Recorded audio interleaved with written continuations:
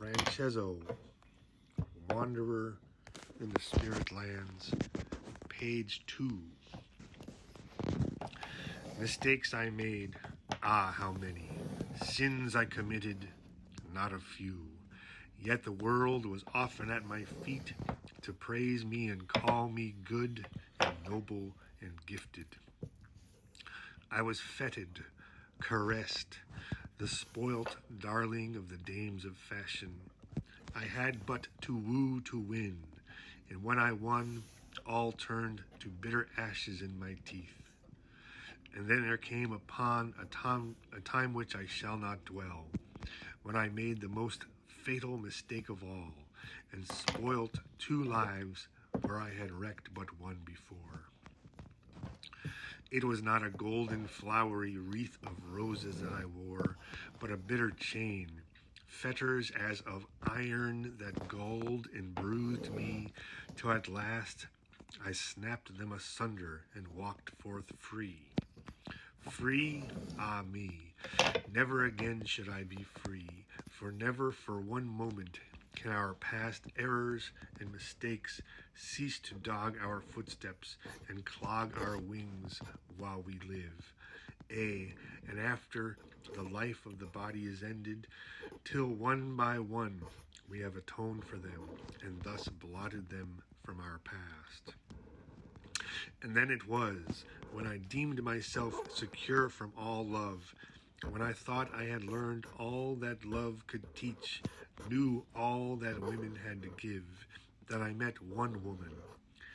Ah, what shall I call her? She was more than mortal woman in my eyes. And I called her the good angel of my life. And from that first moment that I knew her, I bowed down at her feet and gave her all the love of my soul, of my higher self. A love that was poor and selfish when compared to what it should have been.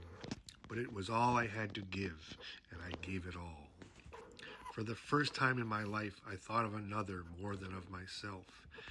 And though I could not rise to the pure thoughts and bright fancies that filled her soul, I thank God I never yielded to the temptation to drag her down to me.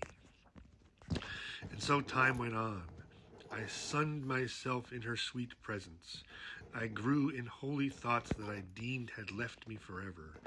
I dreamed sweet dreams in which I was freed from those chains to my past that held me so cruelly, so hardly, and now when I sought for better things. And from my dreams I ever awoke to the fear that another might win her from me, and to the knowledge that I, alas, had not the right to say one word to hold her back. Ah me, the bitterness and the suffering of those days. I knew it was myself alone who had built that wall between us. I felt that I was not fit to touch her, soiled as I was in the world's ways. How could I dare to take that innocent, pure life and link it to my own? At times, hope would whisper it might be so, but reason said ever no. And though she was so kind, so tender to me that I read the innocent secret of her love, I felt that on earth she would never be mine. Her purity and her truth raised between us a barrier I could never pass. I tried to leave her in vain. As a magnet is drawn to the pole, so was I ever drawn back to her, till at last I struggled no more. I strove only to enjoy the happiness that her presence gave, happy that at least the pleasure and the sunshine of her presence was not denied me.